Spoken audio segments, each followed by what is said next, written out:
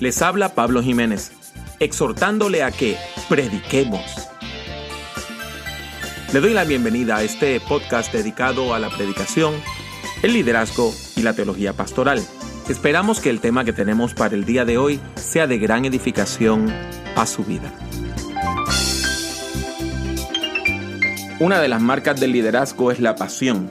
Cuando una persona es verdaderamente líder, es una persona apasionada. Hoy tenemos una entrevista con Rafael González, un hombre que tiene una pasión por la administración de la iglesia local, razón por la cual sirve como director del ministerio conocido como la Red Nacional de Ministerios e Iglesias Cristianas. Para comunicarse con este ministerio, escriba a info@nccmn.org. Repito, el correo electrónico es info@nccmn.org o sencillamente visite www.nccmn.org. Tenemos hoy a Rafael González en Prediquemos, su podcast dedicado a la predicación, el liderazgo y la teología pastoral. Atención Nueva Inglaterra. El Seminario Teológico Gordon Conwell se complace en invitar a toda la comunidad cristiana en Nueva Inglaterra a participar en el foro pastoral titulado Conoce tu Fe, con el Dr. Justo L. González. El Dr. González resumirá las ideas principales contenidas en su nuevo libro titulado Conoce tu Fe, Cristianismo para el siglo XXI, publicado por la Asociación para la Educación Teológica Hispana en unión a la Universidad Interamericana de Puerto Rico. También contaremos con la participación de otras personas relacionadas al programa de ministerios hispanos de nuestro seminario. El foro se llevará a cabo el sábado 27 de octubre del 2018 en las instalaciones de Gordon Conwell, 130 Essex Street, South Hamilton, Massachusetts. Específicamente, la reunión será en el Alumni Hall de la institución. Para más información, escriba a pjimenez@gordonconwell.edu, pjimenez@gordonconwell.edu. Nos acompaña el señor Rafael González. Rafael es parte de un nuevo ministerio que se llama la Red de Iglesias y Ministerios Cristianos, The National Christian Churches and Ministries Network. Por lo tanto, vamos a estar entrevistando a Rafael para que nos hable de este interesante ministerio. Rafael, dale un saludo a la audiencia de Prediquemos. Hola Pablo y hola audiencia, un placer estar con ustedes en esta tarde y espero que podamos compartir todas las cosas buenas que están pasando con la Red Nacional de Iglesias y Ministerios Cristianos aquí en los Estados Unidos. Rafael, háblanos un poco de ti, de dónde vienes, cuál es tu trasfondo, de qué país eres original y cuándo llegaste a los Estados Unidos. Pablo, soy un jíbaro puertorriqueño del pueblo de Dorado. Llego a Estados Unidos hace más de 28 años y en esencia soy producto de la gracia de nuestro Señor y Padre. Interesantemente, a mi llegada a los Estados Unidos, me incorporé a la iglesia cristiana y comencé el ministerio desde ese momento. En aquel momento el ministerio se llamaba Excellence in Ministry Management.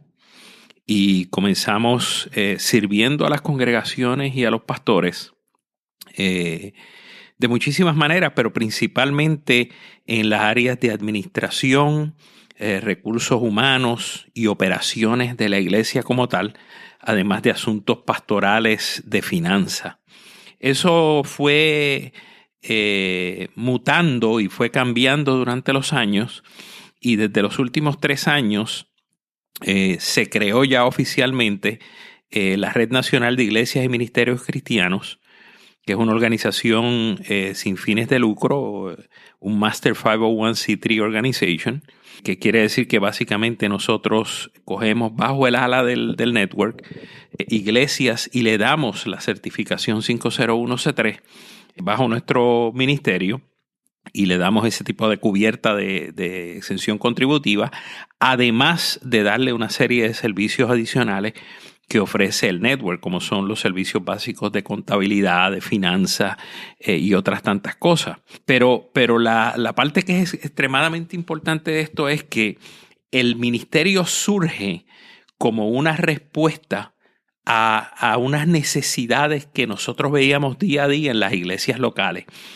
La mayor parte de nuestras iglesias hispanas en los Estados Unidos son iglesias pequeñas, iglesias entre 25 y 100 personas, y esas iglesias típicamente cuentan con personal que es y del bivocacional o que sencillamente trabaja voluntariamente, y los recursos son bien limitados, y nosotros nos frustraba ver que iglesias estaban haciendo cosas que realmente no guardaban proporción con la ley, pero aún así las hacían por desconocimiento.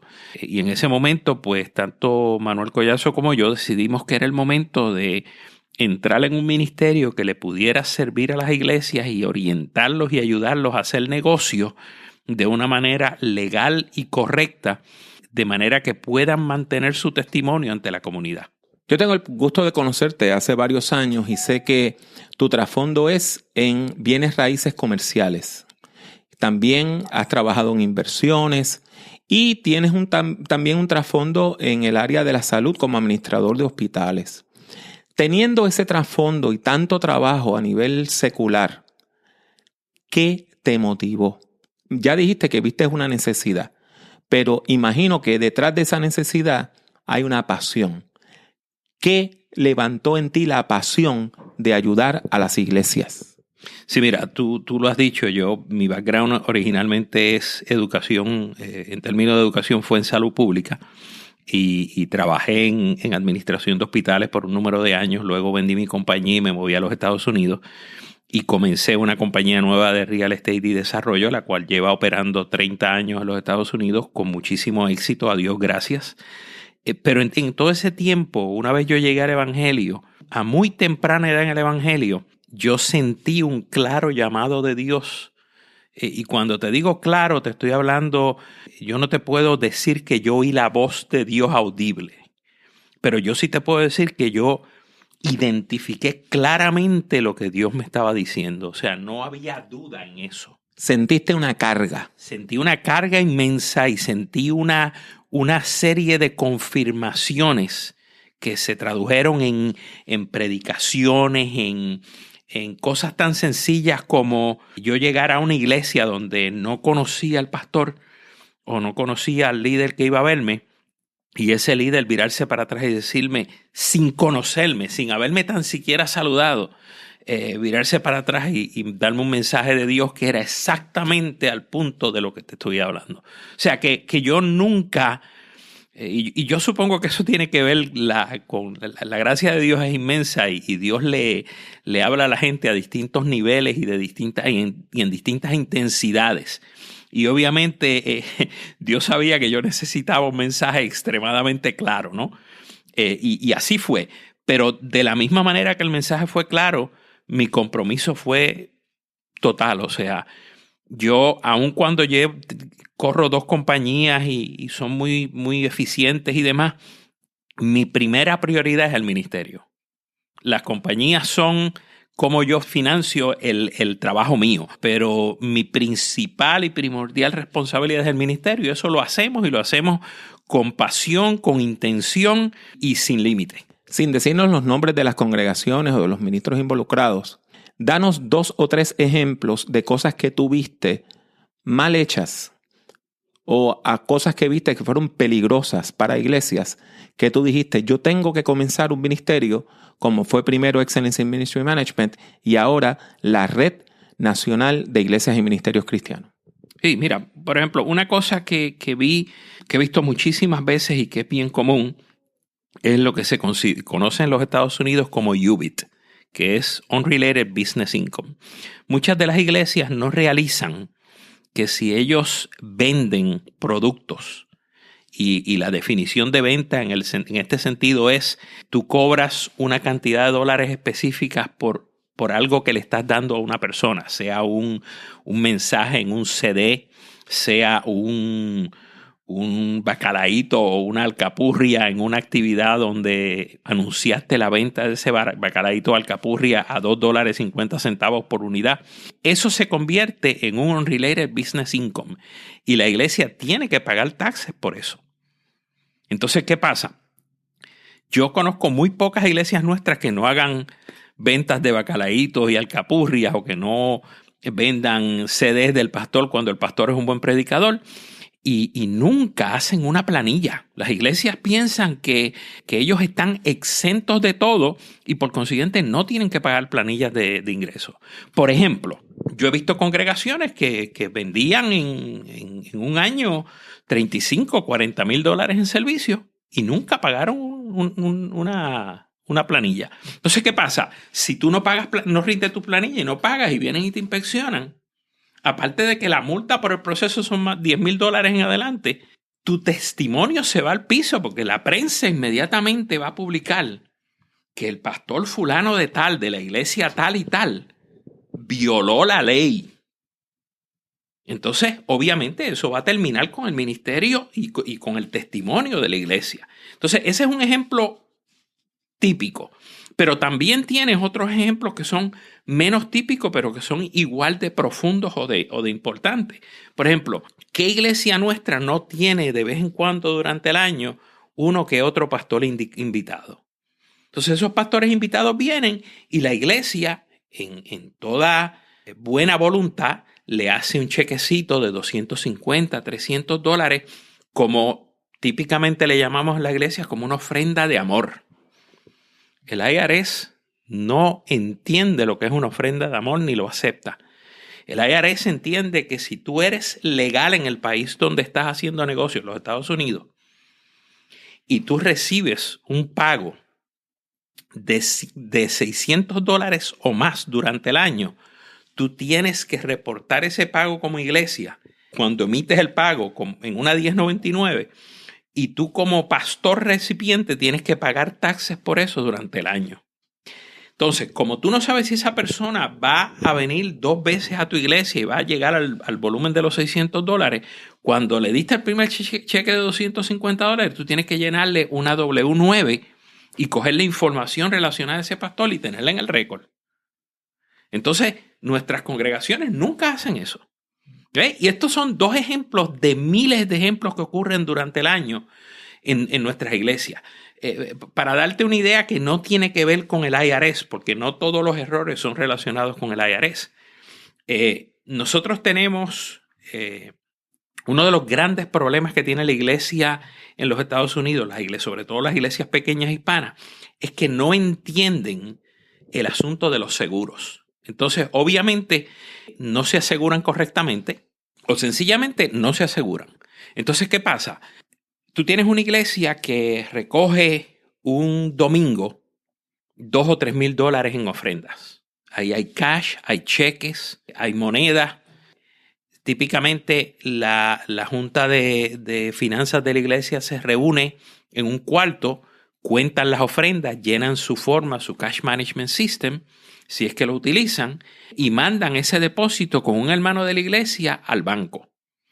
Si ese hermano de la iglesia le roban o se le pierde el depósito o se le cae camino al banco y otra persona lo coge y usted llama al seguro para reclamar ese dinero, si usted no tiene un cash management system en su lugar con las formas correctas, el seguro no le va a reembolsar ese dinero.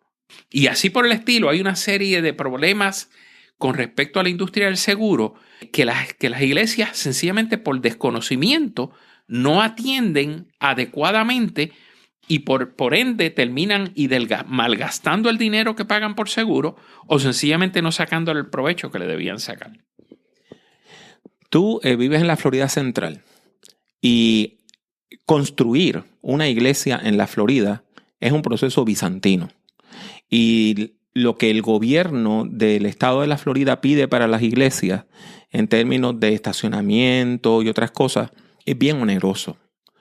¿Puedes tú darnos alguna de las razones por las cuales es necesaria asesoría de un grupo como la Red para una iglesia que está en proceso de construcción? Oh, claro que sí. Como desarrollador y real estate broker licenciado en el estado de la Florida y de Nueva York, te puedo decir que lo primero es que el proceso es un proceso mecánico, legal, que requiere de una serie de procedimientos y de órdenes en el procedimiento que son vitales. La mayor parte de nuestras iglesias no tienen ni tan siquiera una pizca de una idea de lo que requiere el proceso. Yo he visto iglesias que han comprado un terreno y han estado pagando por un terreno por 7, 8 años con la idea de construir, y cuando llega el momento de construir y van al county, el county le dice, no, usted no puede construir una iglesia ahí. Entonces, obviamente, la reacción es, pero ¿cómo puede ser esto? Bueno, puede ser porque usted nunca hizo un análisis para empezar de si la zonificación y lo que se llama el future land use o el uso futuro de la propiedad cualifican para iglesia en el estado de la Florida.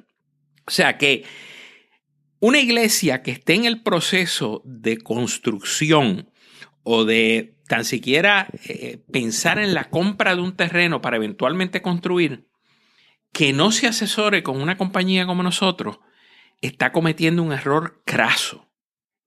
Porque son tantos los elementos de juicio que tú tienes que tener para llegar a la posibilidad de desarrollar esa propiedad efectivamente, financiarla correctamente, construirla en un periodo de tiempo razonable, llenar todos los requisitos de ley, que hacerlo de otra manera es correrse un riesgo inmenso.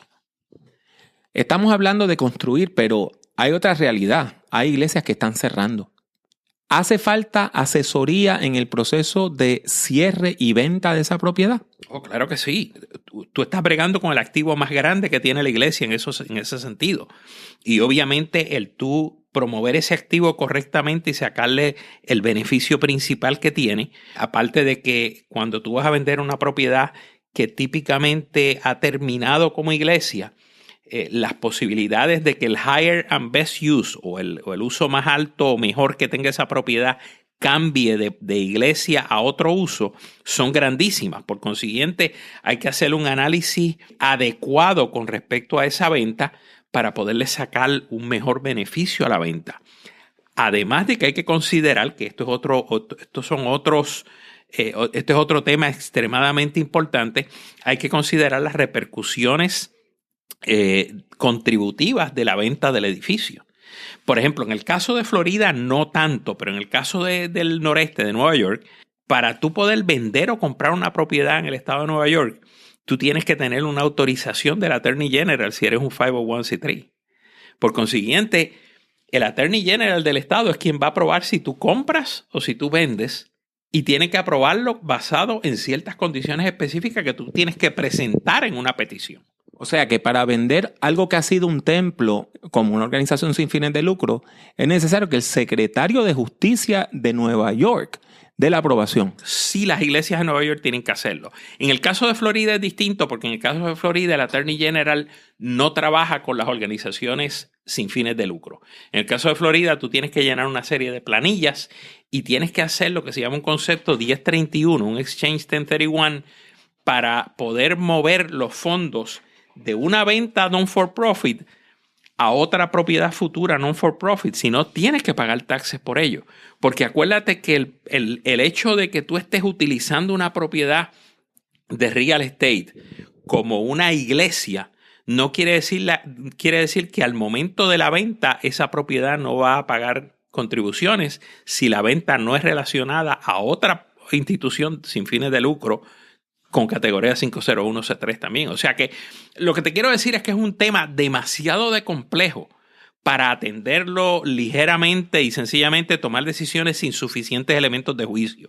Es un tema que requiere un intenso conocimiento de las gestiones que hay que hacer en ese proceso.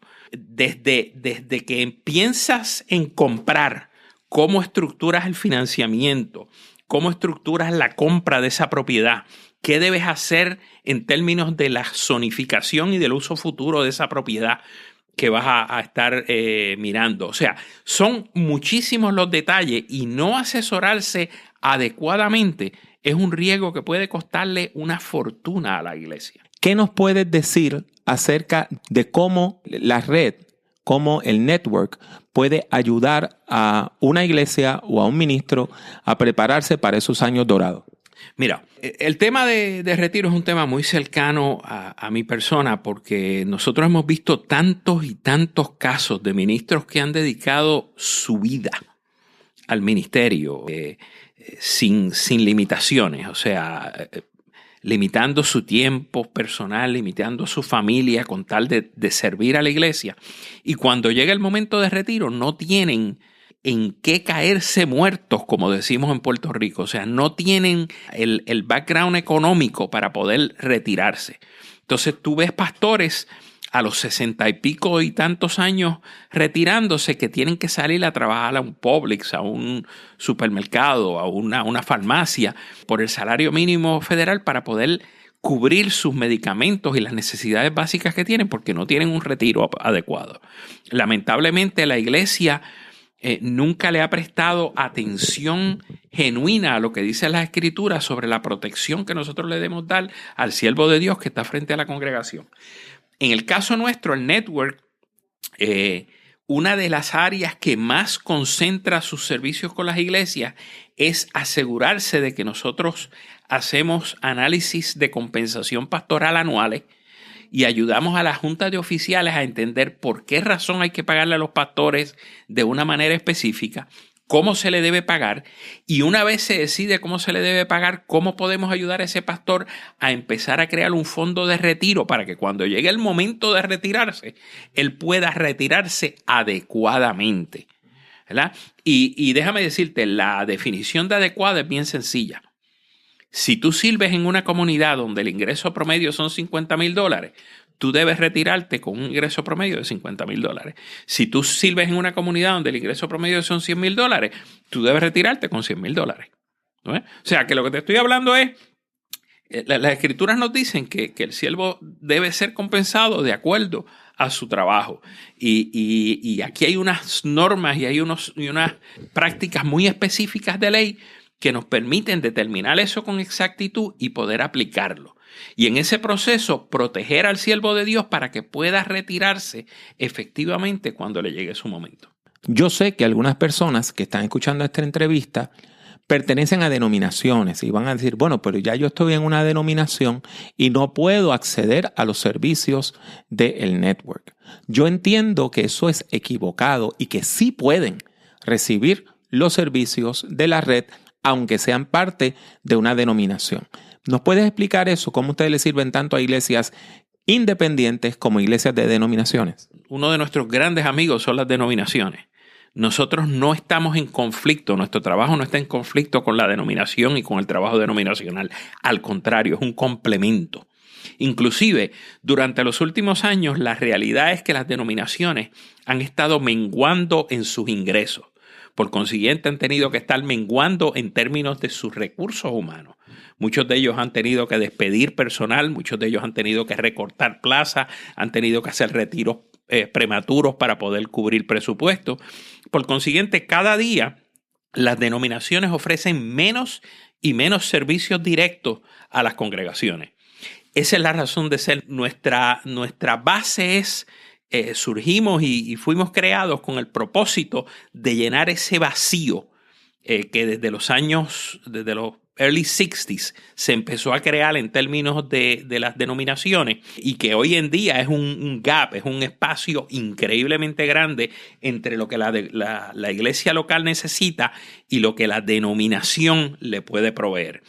Así es que yo te diría que nosotros somos un recurso extremadamente económico para ayudar a la congregación local a llenar las necesidades de información y de procedimientos y de productos necesarios para hacer negocio legal y efectivamente en los Estados Unidos y mantener un testimonio efectivo y no afectado en términos públicos de una manera económica, práctica y sencilla.